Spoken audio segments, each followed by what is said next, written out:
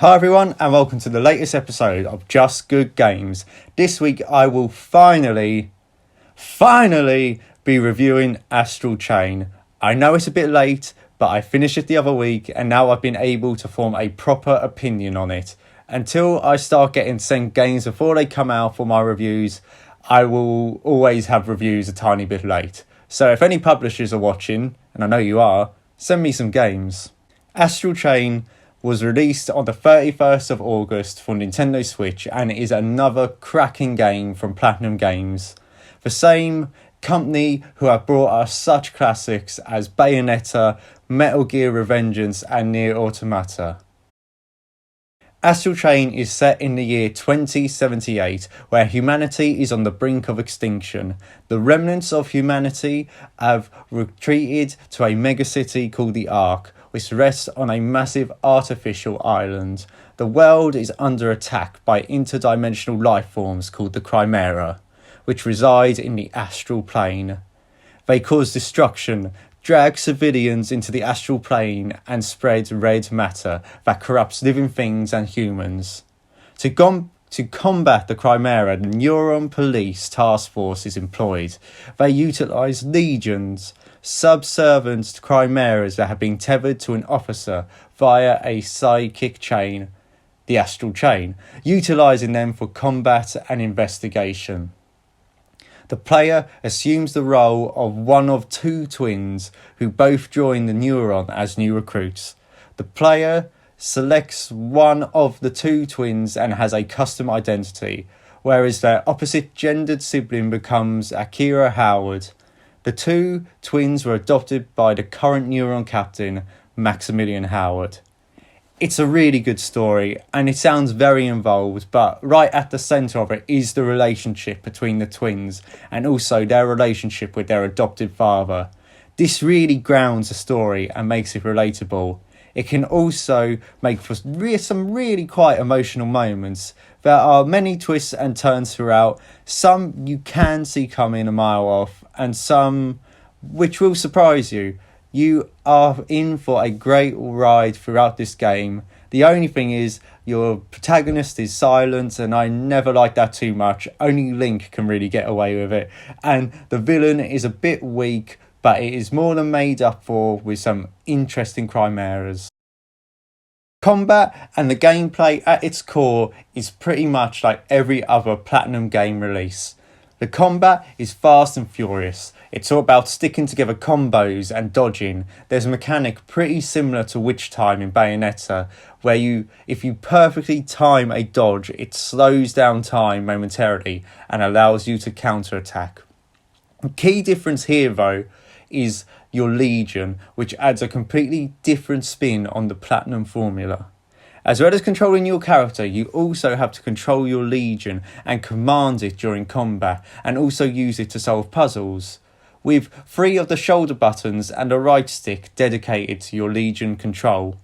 The Legion during combat allows you to stick together some awesome combos with the Legion, or you can send it to take on other foes. There are 5 Legions in total, all with special abilities, all used to solve specific puzzles in the game, and you also have Iris mode, which is pretty much detective vision. The game is split into 12 chapters, each one acting as like a police case. There are loads of side quests in each of these chapters, separated into blue and red cases.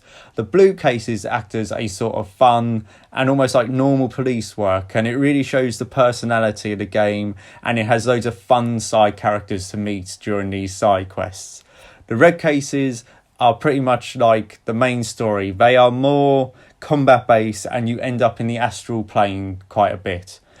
All these cases require you to use the many skills of the Legions. Usually at the end of each main case is a boss, and typical Platinum games, they're big.